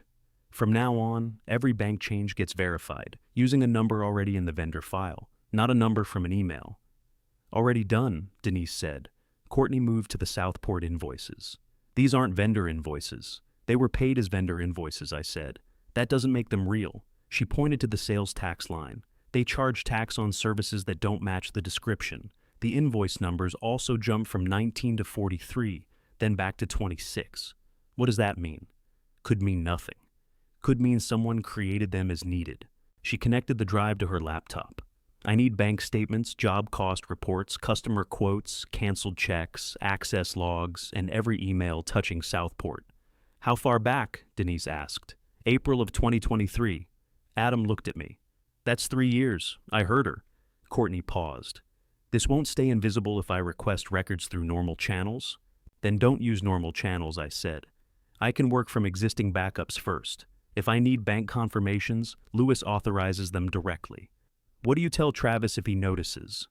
That I'm reviewing year-end controls. In June? I'm an accountant. We're allowed to be unpleasant all year. She worked in the pavilion until nearly noon. At 9, Travis crossed the yard and spotted us through the screens. He entered carrying his coffee. What's this? He asked. Courtney didn't look up. Internal controls review. Why wasn't I told? You just were, I said. He looked at the laptop, then at Denise. Is something wrong? 2 vendors weren't paid correctly, Denise said. His expression remained steady. Which vendors? Coastal Fasteners and Harbor Zinc. I approved those payments. You approved account changes, Courtney said. He turned toward her. Based on request from accounting, request from an internal mailbox. That's accounting. Denise doesn't control it. Travis looked at Denise. She held his gaze. Megan does, she said. He sipped his coffee. Then talked to Megan. This sounds like a clerical issue. Probably, Courtney said. The word came out flat. His attention moved to the folders beside her laptop. One had Southport written on its tab. He saw it. I knew he saw it because his coffee stopped halfway to his mouth. The pause lasted less than a second. What else are you reviewing? He asked. Whatever I need, Courtney said. He set the cup down. I'm the chief operating officer. Financial reviews involving operations should go through me. Not this one, I said. His face changed then. Not much, but enough. You think I did something? I think Courtney is reviewing records. That isn't an answer. It's the only one you're getting. He looked around the pavilion. Shirley stood by the gate. Denise sat beside Courtney. Adam leaned against a support post. Travis understood everyone there had been chosen. He picked up his coffee. This is a mistake, he said. Then it should be easy to clear up. He left without another word. Courtney watched until he entered the main building. He knows Southport, she said. We don't know that, Adam replied. I know what people look like when they recognize a file. She turned her laptop toward us. While Travis had been talking, her search had finished. The Treasure Coast Marina customer file contained a second proposal. It wasn't on Wheeler letterhead. Southport Marine Services had offered the same hardware package we designed, using the same measurements and installation drawings. Their proposal was dated 4 days after ours. Their price was 9% lower. Southport won the contract, purchased the hardware through Wheeler at cost, then billed Wheeler for project coordination on the same job. I read the dates again. The customer hadn't deferred anything. The work had been taken out of our name, passed through Southport, and sold back to us in pieces. Courtney opened 3 more project folders. The same pattern appeared in each one. Different customers, different amounts, the same outside company. These aren't random payments, she said. Somebody built a second business inside yours. By late afternoon, she found the bank trace from one diverted vendor payment. The money had landed in the same account that received Southport's customer deposits. Courtney closed her laptop. I can't name the owner yet, she said. But whoever controls Southport controls the false vendor account too. I looked through the pavilion screen toward the main office. Travis's truck was gone. He had left without telling anyone. For months, I had believed he wanted my chair. Now, I understood the chair might only be cover. He needed control of the company because he had already been using it. I didn't follow him. Calling would only tell him what Courtney hadn't found. She copied the 4 project folders and sealed the originals in a document box. Shirley placed it in the safe. Denise changed access to the vendor mailbox and preserved its activity log. By the next morning, someone had tried to delete that mailbox. The request came from Megan's account at 6:23 the previous evening. Megan arrived at 8 and found Adam waiting beside her desk. I didn't delete anything, she said. You don't have to explain it to me, Adam replied. Tell Louie. She came into my office shaking. Travis called me from his truck, she said. He said the mailbox was compromised. What did he ask you to do? Delete it and create a new one. Did he mention the vendor payments? He said somebody had changed banking instructions. Did he mention Southport? Her eyes moved toward the closed door. No. Have you heard that name? She hesitated. On invoices. What else? He had me send project schedules there. To whom? The address just said operations. Did you know who received them? I assumed a subcontractor. Who told you that? Travis. She pressed her hands together. Am I going to lose my job? Not for following an ordinary instruction. It doesn't feel ordinary now. No. She looked toward his office. Should I tell him I spoke to you? If he asks, don't lie. That was all I asked of her. After she left, Adam stepped inside. She knows more, he said. Probably. You were easy on her. She isn't the one trying to remove me. You don't know what she signed? Then Courtney will find it. For the next 5 weeks, Courtney worked through backups. She came before sunrise or stayed after the office closed. Denise supplied job records in small groups, so nobody saw entire years disappear. The pattern reached back to 2023. Southport first appeared as a referral company. The payments were small and connected to genuine jobs. Then it began receiving installation fees. After that, complete customer contracts moved through it. Wheeler supplied drawings, materials, labor, and warranty support. Southport kept the margin. Courtney estimated Wheeler had lost more than $300,000 in revenue. That didn't include the 2 diverted vendor payments. Why steal those? I asked. Cash pressure, she said. Those transfers happened within 4 days. Can you prove Travis received the money? Not yet. She opened an archived vendor folder, but I can prove he owns the company. Inside was a tax form Denise had never seen. The top line listed Travis Powers. The business line listed Southport Marine Services, LLC. He had signed at the bottom as managing member. The form was dated May of 2023. Its file history showed Travis created it, Megan uploaded it, and Travis approved it. Adam read the signature.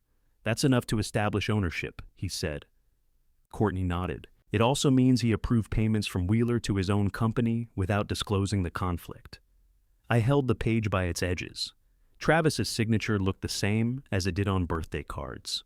A long line crossed the final letter in his last name. There was nothing dramatic about seeing it. I simply stopped wondering whether I had misunderstood. Does Kelly's name appear anywhere? I asked. Not on the company records. Search again.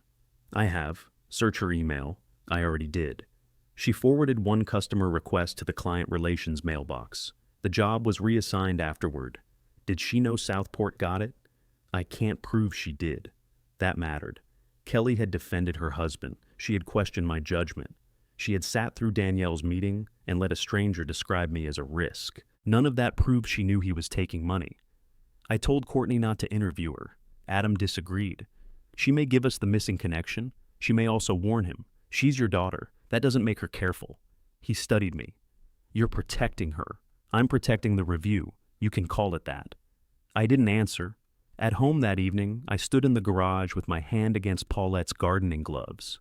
She would have called Kelly. She also would have heard one sentence and known whether our daughter was lying. I didn't have that gift.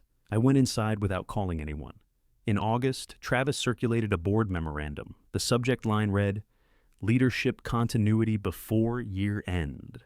He proposed becoming Chief Executive Officer while remaining President. I would receive a new title, Chairman Emeritus, with no daily operating authority and no vote on management matters. The memo praised me on the first page. It removed me on the second. He attached Danielle's report, but not Dr. Patel's letter. He also included a list of delayed decisions. Several weren't delayed at all. One was the failed bracket order. At the bottom, he requested a family shareholder meeting in September. I found a printed copy on my desk at 7:15. This one hadn't been left by mistake. Travis came in before I finished reading. I wanted you to see it from me, he said. Did you write it? Danielle helped. Did Kelly see it? Yes. Does she support it? She supports a responsible transition. That isn't what I asked. He sat across from me. We can keep fighting, or we can make this dignified. Dignified for whom? For you. I turned to the second page. Chairman Emeritus has no vote. You'd still be respected. Respect isn't authority. You shouldn't need authority to feel respected. I placed the memo on the desk. When did you decide the company needed a chief executive?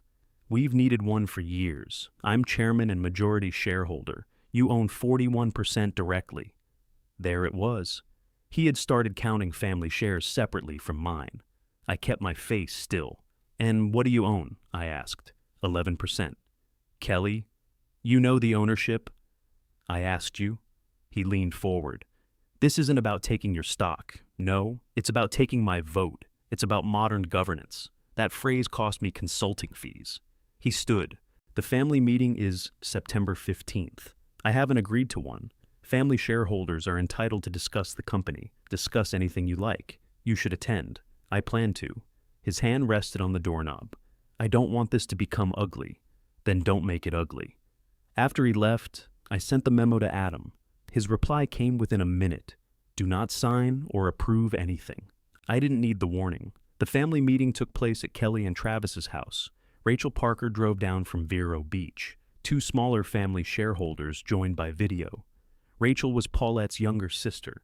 She had owned a small block of company stock since the restructuring. Paulette wanted her included because Rachel had helped us make payroll during one bad year. Travis stood beside the television with a printed agenda. He had placed my name card at the far end of the dining table. Kelly sat near him. Rachel took the chair beside me. "What is this foolishness?" she whispered. "I'm waiting to find out." Travis began with revenue projections. He spoke about competition, technology, and leadership clarity. Then Danielle joined by video. She described founder dependency as a serious business risk. She said planned transitions protected family value. Rachel raised her hand as if she were in school. "Is Louis sick?" Danielle paused. "I'm not qualified to answer that." "Then why is half your report about his health?" "It addresses concerns reported to me." "By whom?" "Interviews are confidential." Rachel looked at Travis. "Was it you?" Kelly answered. "We're all concerned." Rachel turned toward her. "You told me last week he was fine." "He is fine. This is about planning. Then stop talking around him like he's dying." Nobody spoke for several seconds. Travis returned to his agenda. He proposed that the shareholders vote before year-end. He wanted authority consolidated under one executive before the next operating cycle. "Why the hurry?" I asked. "Because uncertainty is hurting us." "What uncertainty?" "Employees don't know who leads. I do." "You own 41%. He said it again. Rachel looked at me, then at Travis. "What do percentages have to do with who leads?" she asked. "The majority decides," Travis said. The two shareholders on the screen remained silent. Kelly reached for my hand. I moved it before she touched me. She pulled hers back. "Dad, nobody wants to erase you. Then why does your proposal erase my vote? It gives Travis room to run the company. He already runs operations. He can't plan while you can reverse him." I reversed failed hardware. "This isn't about brackets." "No," I said, "it isn't." Travis's eyes met mine. For one moment, I thought he knew I had Southport's tax form. Then he looked away. The meeting ended without a vote. Travis said he would revise the proposal and circulate formal documents. Rachel followed me outside. "You're not signing that, are you?" she asked. "No." "Good." "Did Travis speak to you before tonight?" "About succession. Nothing specific." "Did he mention votes?" She glanced toward the house. "He asked how I felt about keeping paperwork simple." "What paperwork?" "He didn't say." I nodded. At that point, I still didn't understand what he was trying to collect. The next morning, Courtney called me to her office. She had found an archived message from Travis's company email. It had been sent to a commercial lender in Fort Lauderdale in April of 2023. Attached were documents for a waterfront lot purchased near Port Salerno. Southport was the borrower. Travis had signed a personal guarantee. The plan had been simple: buy the lot, obtain permits, and sell it to a developer for waterfront townhomes. The permits stalled, construction costs rose. The developer walked away in 2025. Southport remained responsible for the loan, and Travis remained personally responsible for Southport. Courtney spread the documents across her conference table. "The original loan was larger," she said. "He paid part of it down after selling the land." "How much is left?"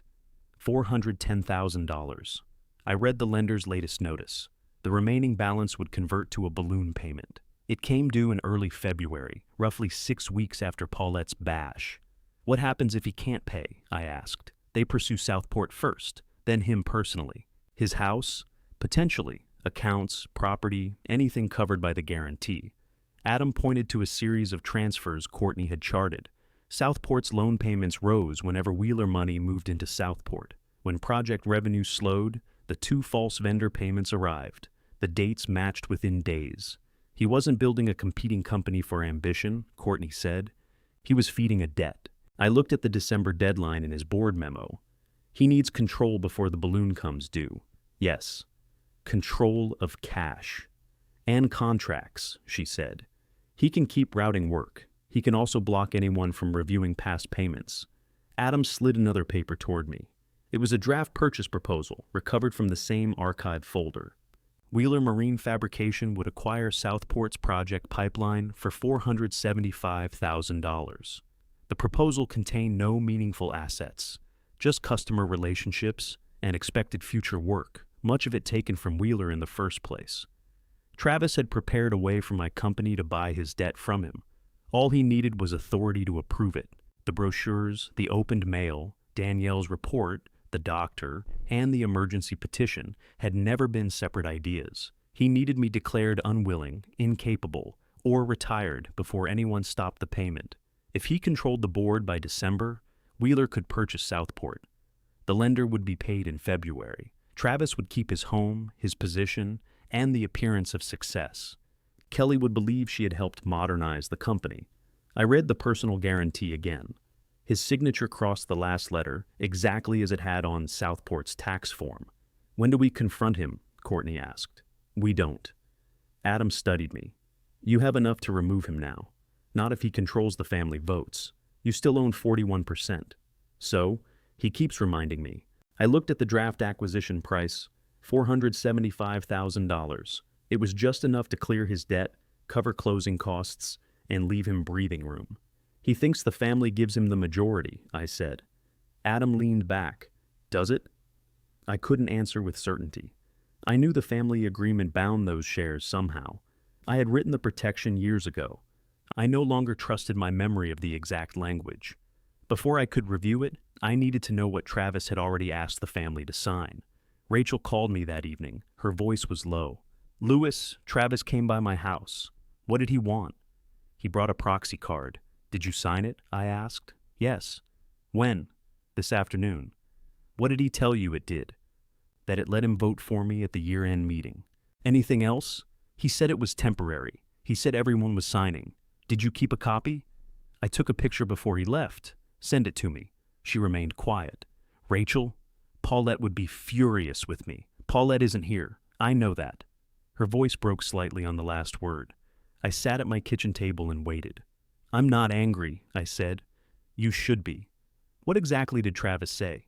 "He said you were refusing to plan. He said the company could lose customers if the family looked divided." "Did he mention my health?" "He said you'd refused a medical assessment." "Anything about Southport?" "What's Southport?" That answered one question. "Nothing you need to worry about tonight." "Louis, what is happening? I'm finding out." My phone buzzed with her picture. The card appointed Travis Powers as proxy for Rachel's Wheeler Marine shares.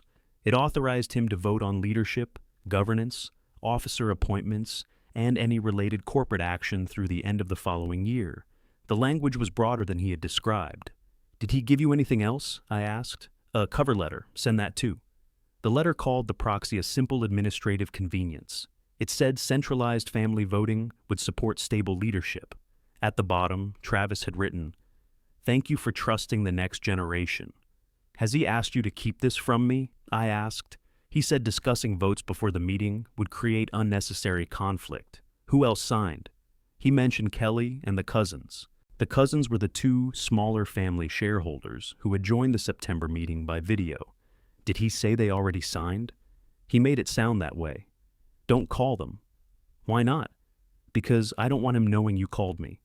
She took a breath. "Should I ask for it back?" "Not tonight." "Can he use it?" "I need to check something." "What?" "The family voting agreement." She became quiet again. "I haven't thought about that document in years. Neither have I. Doesn't it restrict proxies?" "I don't remember exactly." That was difficult to admit. I had required the agreement. I had sat with Adam and Paulette at our dining table while we discussed it.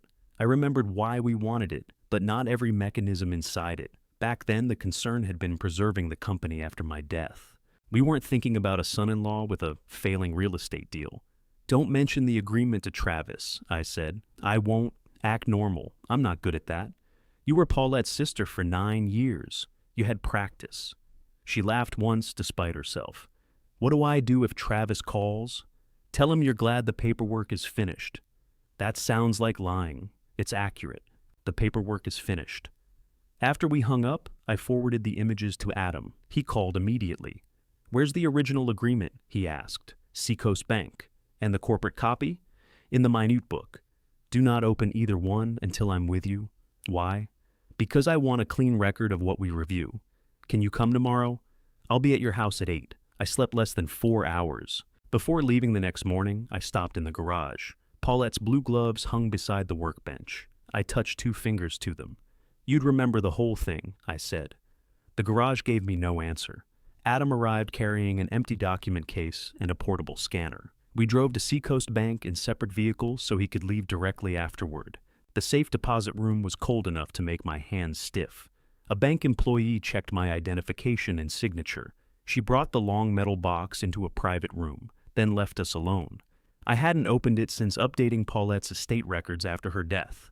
Inside were property deeds, stock certificates, insurance papers, and a sealed envelope in her handwriting.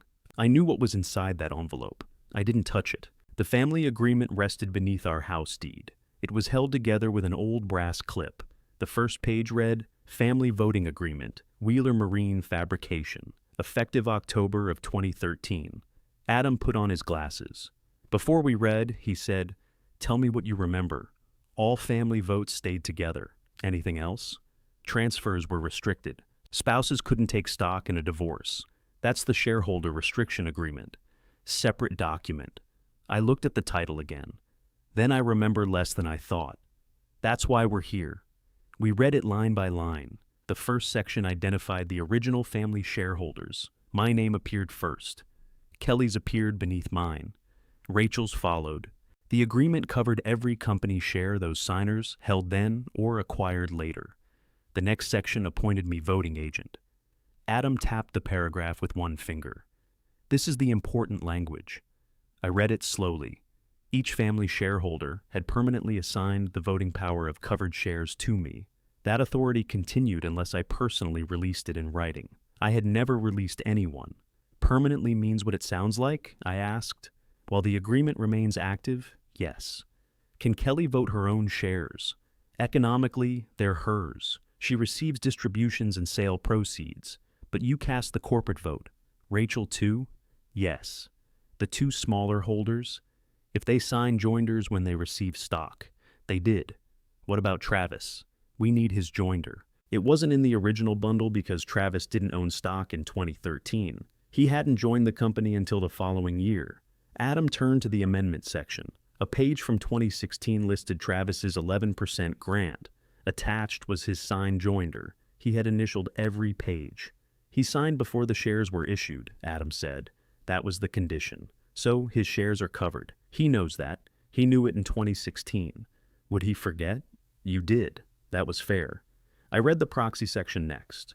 No family shareholder could appoint another person to vote covered shares without my written release. Any inconsistent proxy was invalid from the moment it was signed. So Rachel's card gives him nothing, I said. Correct. Kelly's gives him nothing. Correct. The cousins too. If their shares remain covered, we'll verify the records. I turned the page. The next provision was printed in the same plain type as everything else. Nothing about it looked unusual. It dealt with improper solicitation. Any signatory who sought, collected, or attempted to exercise proxies over pooled family shares for personal control violated the agreement. Upon that violation, the signatory's own company shares became subject to immediate forfeiture and return to the corporation. I read it again. His 11%? If he solicited Rachel's proxy for his own control, yes, he already did. We have her statement and a photograph. Strong evidence. What happens to the shares? They return to Wheeler as treasury stock under the signed grant restriction. For no payment, the agreement allows only the original nominal issue amount, adjusted for distributions already received. In practical terms, he loses them. Can he challenge it? He can challenge anything. Would he win? Adam removed his glasses. The provision is severe. That's why every signatory received separate disclosure and an opportunity for independent advice. Travis signed the joinder and stock restriction on the same day. His certificate is marked subject to both. He'll say he didn't understand. He was represented by another lawyer during the grant. I remembered that. Paulette insisted because she didn't want Travis later claiming the family pressured him. Adam continued. We also documented the business purpose. The clause prevents a family officer from breaking the voting pool to seize control. That is exactly what he's doing. Yes? I sat back.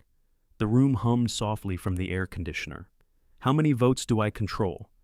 Your direct 41%. I know that. Plus the family held 59% through the pool. All of it? As long as every current family share traces to a signatory or joinder. That gives me every vote.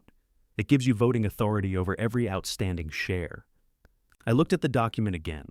For months, Travis had repeated my direct percentage like it was a weakness. 41%. He had counted Kelly, Rachel, himself, and the others as separate votes he could collect. He was collecting votes that already belonged to my authority. Even his own 11% could only be voted by me. Why didn't you remind me about this sooner? I asked. You didn't tell me he was soliciting family proxies. You knew he wanted control. Wanting control doesn't activate this clause. Soliciting pooled votes does. I thought about Rachel's photograph. What should we do now? First, verify the corporate copy in every joinder. Then, we send Travis notice and remove him. I looked at Adam. Not yet. He's diverting company money. Courtney is preserving that evidence. He's also trying to use your health against you. Dr. Patel answered that. What are you waiting for? I want to know how far he'll go. Adam closed the agreement. That can become pride. It isn't. Then tell me what it is. If we remove him privately, he'll tell Kelly I misunderstood everything. He'll call Southport a subcontractor. He'll say Danielle acted independently. He'll say the proxy was ordinary planning. We can prove otherwise. To a judge, maybe. Kelly won't read 3 years of bank records. She might. She signed his proxy. Adam looked at me carefully. You think she has? Rachel said he told her Kelly signed. That could be pressure. It could also be true. I returned the papers to their order. I need him to state what he's doing, where nobody can reinterpret it later. You're planning to let him call a vote. I'm planning to let him choose. Adam didn't like it. I could see that. If he uses those proxies, he said, the evidence becomes cleaner. But the company stays exposed until then. Can Courtney stop further payments? With your authority, yes. Then lock every transfer above $10,000 behind my approval. He'll notice. Let him. Adam scanned the agreement and the 2016 joinder. He saved the files to an encrypted drive, then watched me return the originals to the box. I asked the bank employee for a written access record. It showed nobody but me had entered the box since 2022. We drove separately to the company. Shirley locked her office door and opened the safe. We compared the minute book copy against the original scans. Every page matched. Kelly's shares were covered. Rachel's shares were covered. The 2 smaller holders had signed joinders. Travis's grant documents carried the same forfeiture language. Shirley read the voting section without speaking. Then she looked at me. He thinks he has 59%. Yes, he has none. He has an economic interest until the forfeiture is enforced. He has no independent family vote. She turned to the proxy clause. And collecting those cards costs him his shares. Yes. Her hand rested on the page. Does he know you've read this? No. Does Kelly? No. Rachel? She knows I was checking. She doesn't know what we found. Shirley closed the book. What do you need from me? Keep the minute book secured. No more spare key access. Already done. At any meeting involving shareholders, bring it yourself. Any meeting? Any meeting. She understood. Adam prepared written consents confirming me as voting agent. I signed them in Shirley's presence. He also drafted a notice enforcing the proxy restrictions and Travis's forfeiture. We didn't deliver it. Shirley entered the documents into a sealed section of the minute book. They would remain there until Travis attempted to use the proxies, or we decided the company couldn't safely wait. That evening, I went home alone. I fed the dog next door because my neighbor was working late. Then I heated leftover soup and washed the bowl. At 9, I opened the cabinet above the refrigerator. Paulette had given me a bottle of small batch bourbon for our last anniversary. I had barely touched it. I poured one quiet glass. No toast, no speech. I carried it to the kitchen table and set Rachel's photograph beside it. For the first time since the brochures appeared, I wasn't reacting to Travis. I knew what he wanted. I knew why he needed it. Now I knew he couldn't take it unless I allowed him to believe he already had. The next morning, Courtney added my approval to every outgoing transfer above $10,000. She also froze Southport as a vendor. Travis noticed before lunch. He entered my office holding a rejected payment request. "What is this?" he asked. "A control change. You blocked a field services invoice. I blocked Southport." His expression stayed flat. "Why? No supporting documents. They're a subcontractor. Then produce the subcontract. It was a verbal arrangement. For 3 years?" He tossed the request onto my desk. "You're disrupting active projects. Which project needs this payment?" "Palm Cove. Wheeler lost that job. We're supplying hardware. To Southport?" "Yes. Who owns Southport?" The question sat between us. He looked toward the window. I'd have to check the vendor file. You approve the vendor file. I approve hundreds of documents. Then one more shouldn't be difficult. He picked up the payment request. I'll get the paperwork. Bring the ownership disclosure too. That made him look at me. Since when do we demand ownership disclosures from every subcontractor? Since one began taking our contracts. He didn't deny it. Instead, he folded the payment request and placed it in his pocket. You're going to damage the company trying to prove you still control it. I do control it, for now. He left my door open behind him. I expected another attack on my competency. Instead, Travis changed tactics. For the next several weeks, he became agreeable. He copied me on customer emails. He asked permission before changing schedules. He brought coffee into my office twice, though he got the order wrong both times. He also stopped submitting payments to Southport. Courtney watched the operating account daily. No more money disappeared. She continued building the forensic file while Adam prepared documents for Travis's removal. We could have acted then. Every morning, I considered it. Every morning, Travis behaved as if December would solve his problem. That told me he still believed the proxy cards were enough. Near Thanksgiving, Kelly came to my house alone. She brought a covered dish of sweet potatoes and placed it in my refrigerator. That's for Thursday, she said. You know I can cook. I've seen you cook. You ate my soup. I survived your soup. The familiar teasing lasted about a minute. Then she sat at the kitchen table. Dad, are you coming to our house for Thanksgiving? That was the plan. Travis thinks you might stay home. Why? You two aren't speaking. We speak every day. You argue every day. Sometimes we agree about what we're arguing over. She didn't smile. I signed the proxy, she said. I opened the refrigerator, though I didn't need anything. When? Last month. What did he tell you? That it lets him present a unified family vote. Did you read it? Yes. Did you understand it? I'm not stupid. I didn't say you were. You said it like I needed permission to sign my own name. I closed the refrigerator. Do you believe those shares give you an independent vote? Her expression changed. What does that mean? Exactly what I asked. They're my shares. Economically, yes. She looked confused, then irritated. Travis said you might try something technical. I haven't tried anything. He said old agreements could be amended. Did he show you one? No. Did he ask whether I released your shares from any agreement? She pushed her chair back. This is why I came alone. I wanted one conversation that didn't feel like a trap. Then answer one question. Did Travis tell you I agreed to retire? He said you understood it was time. That wasn't my question. She stood. Do you want to retire? No. The word came out quietly. Kelly looked at me as though I had raised my voice. No honorary chairmanship? She asked. No. No reduced schedule? I might take Fridays off when I choose. Does Travis know? He's heard me say it. She walked toward the window. He told me the two of you had discussed January. We discussed his proposal. I rejected it. Her shoulders dropped. For a moment, I thought she would ask why Travis had lied. Instead, she said, maybe he thought you'd come around. Did you sign because you thought I had? I signed because this fighting has to stop. That card won't stop it. She turned. What are you going to do? Attend any vote he calls. And vote. She stared at me. You're really going to make everyone choose. I didn't collect the proxies. She took her handbag from the chair. Mom would hate this. Yes. The agreement remained locked in my desk at home.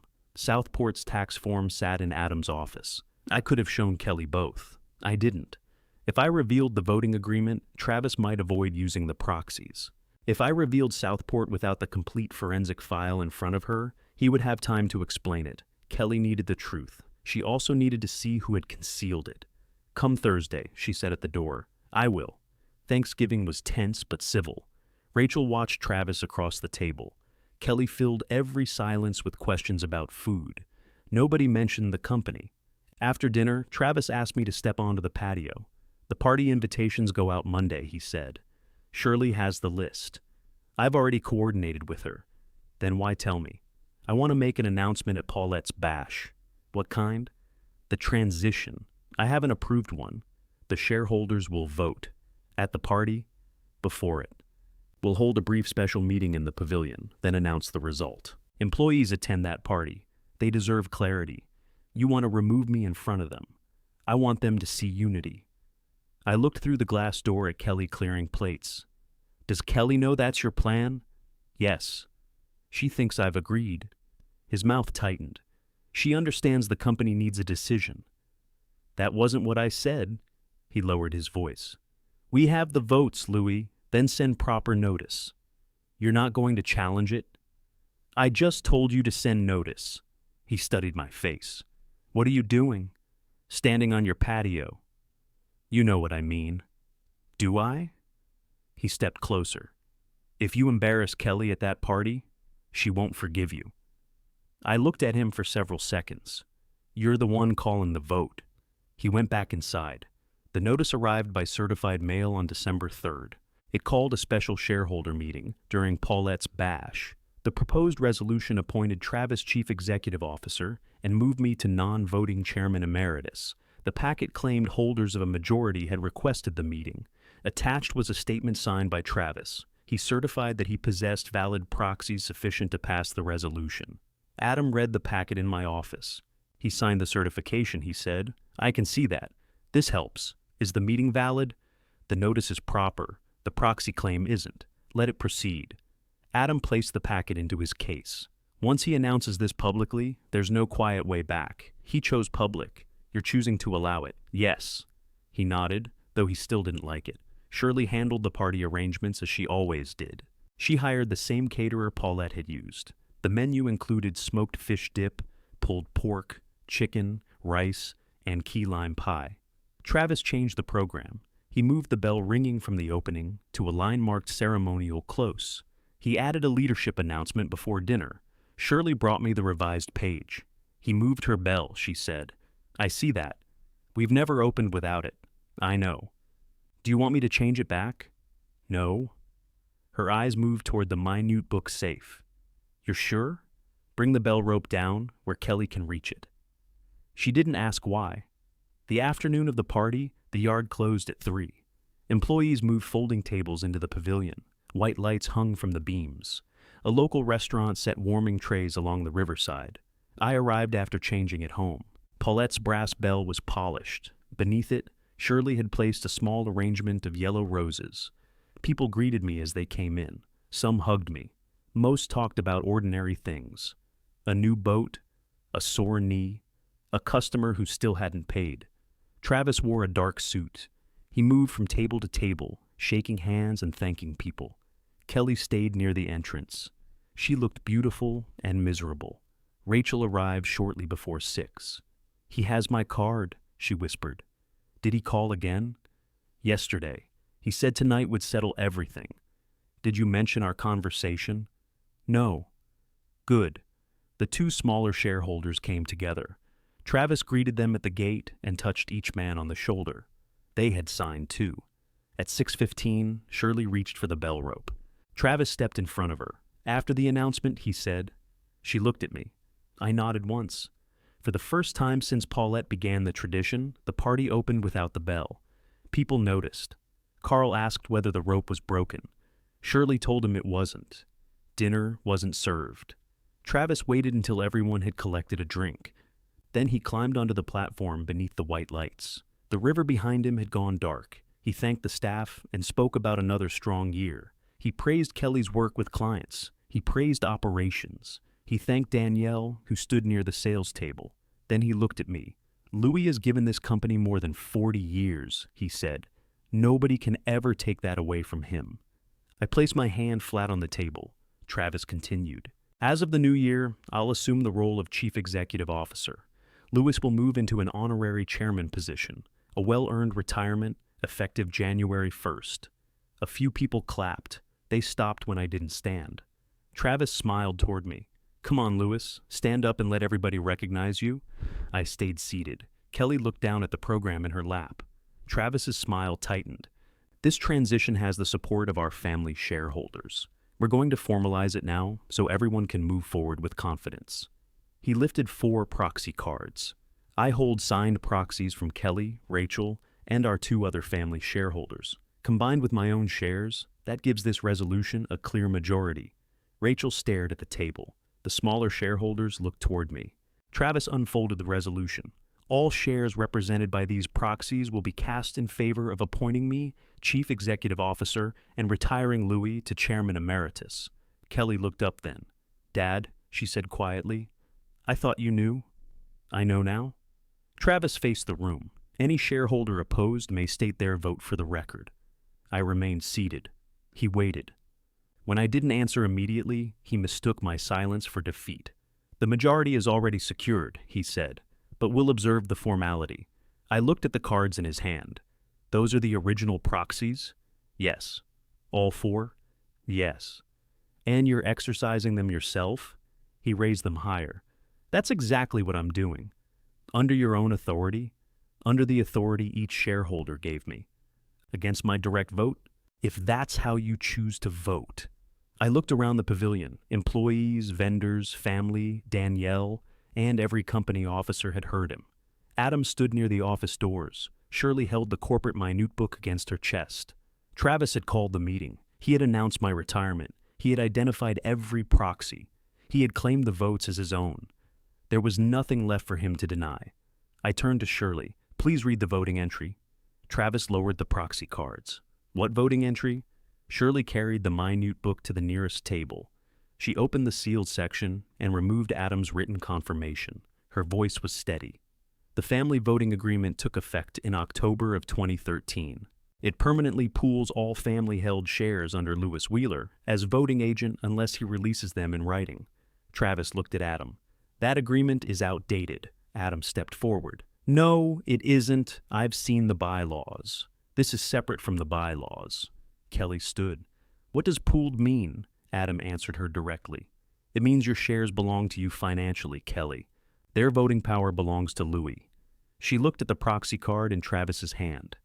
"Then, what did I sign?" "An invalid proxy." Travis shook his head. "She gave me authority."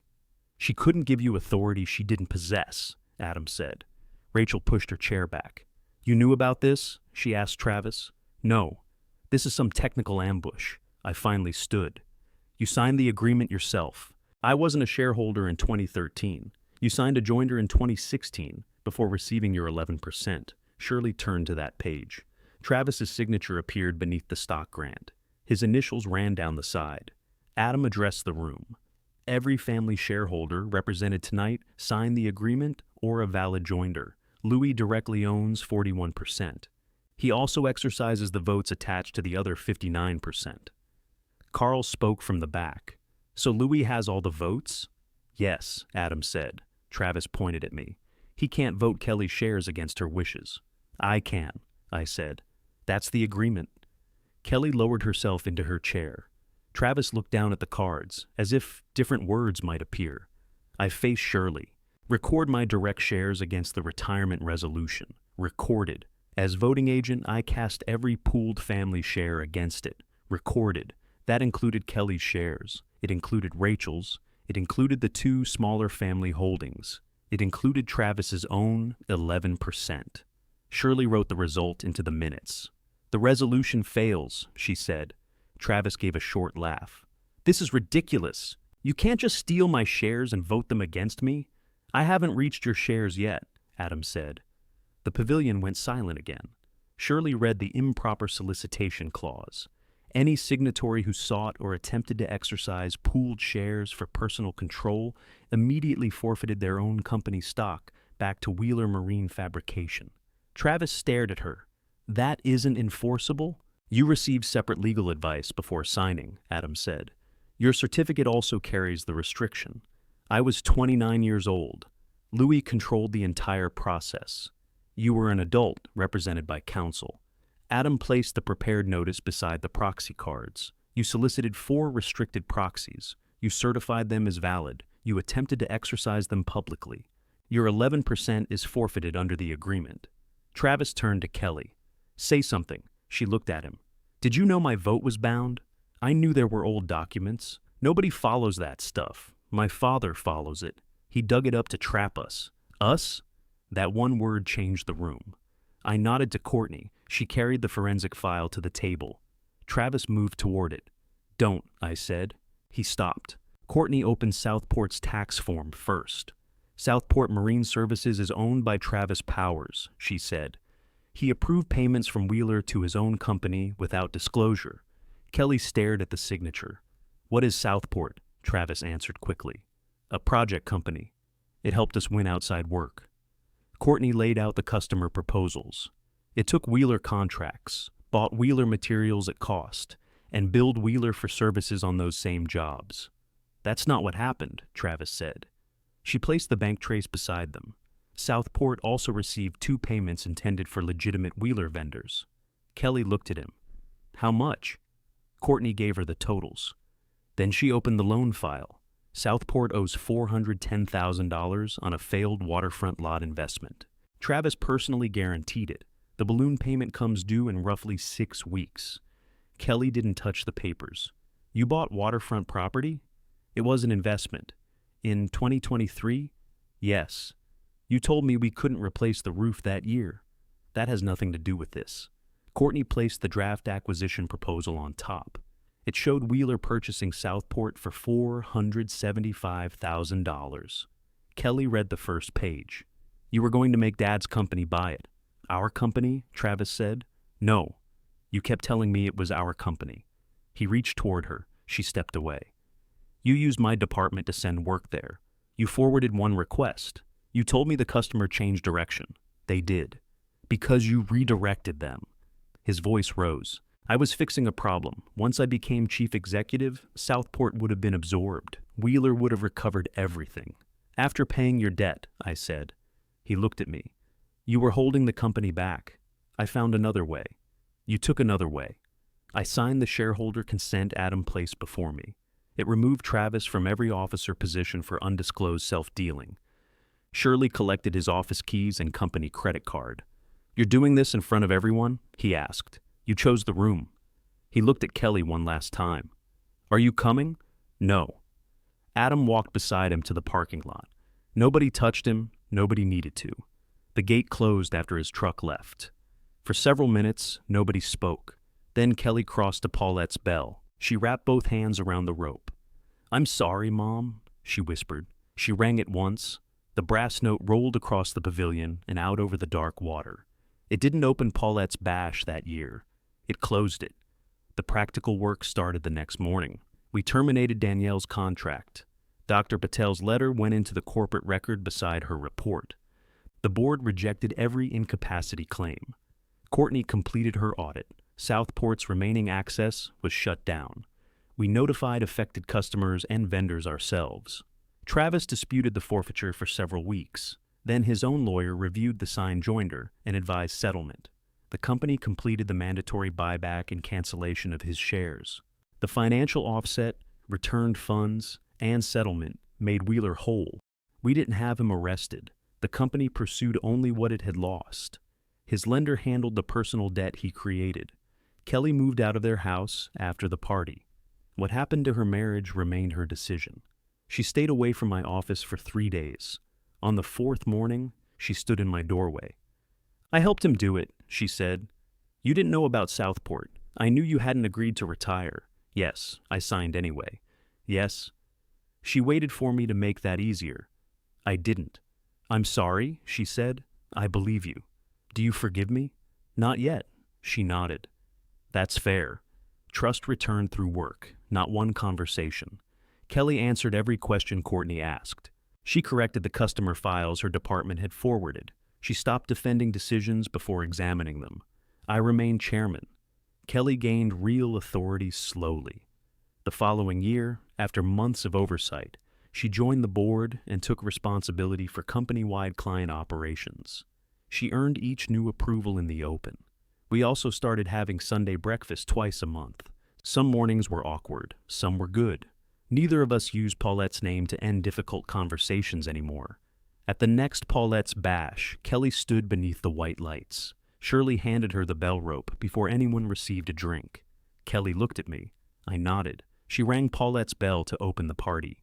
The sound crossed the yard, and this time, nothing followed it except conversation, plates, and people who knew exactly who had earned their place. I learned that dignity doesn't mean surrendering quietly. Sometimes it means keeping your records and letting the truth speak at the proper time.